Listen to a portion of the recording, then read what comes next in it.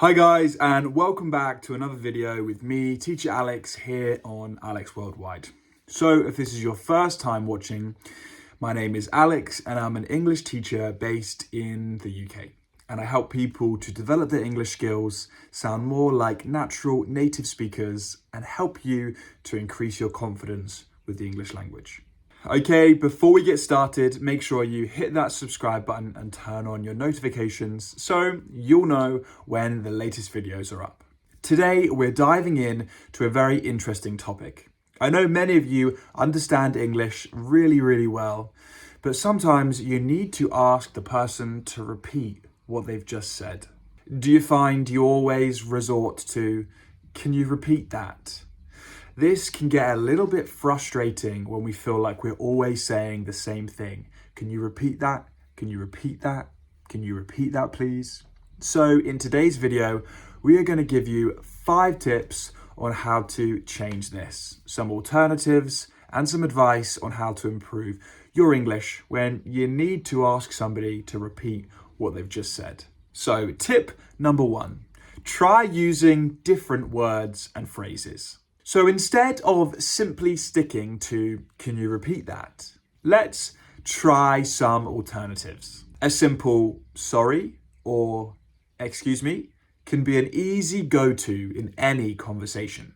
But if you're in a more formal situation, perhaps in the classroom or in an interview, you could say something like, "Pardon?" This is a much more professional or formal way to ask them to repeat what they've just said. It's not just polite to do this, but it also shows that you're engaged in the conversation and you really want to understand what they are saying. People will appreciate you asking for them to repeat what they've just said. So try maybe using "sorry," "excuse me," "pardon" as simple ways to ask someone to repeat themselves. Okay, tip number 2, listen and read at the same time. Okay, what do you mean by that? Well, if you listen and read something at the same time, it will help you to understand what you're reading and listening a lot better.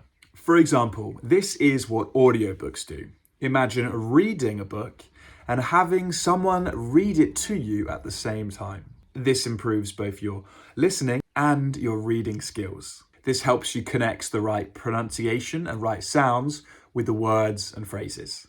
This improves both your vocabulary and your pronunciation. I tried this with a few books that I read, and it really helped me when I was learning a different language. It also helps make reading way more interesting. Tip number 3, know when to be formal and when to be casual. English can go from being very formal to very casual.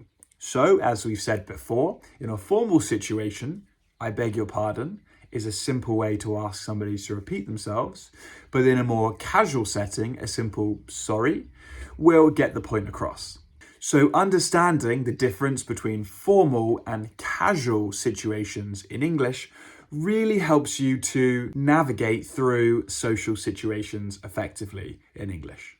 Tip number 4, have some fun with slang. Let's add some fun to our English by using some slang and idioms when asking somebody to repeat themselves.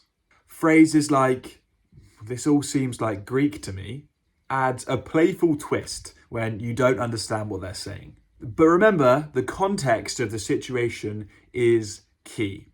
What might fit for a casual conversation with friends might not fit when you're talking to your manager or your boss in a more formal situation. So choose your phrases to fit with the situation that you're in. And tip number 5, finally, it's okay to ask somebody to repeat themselves.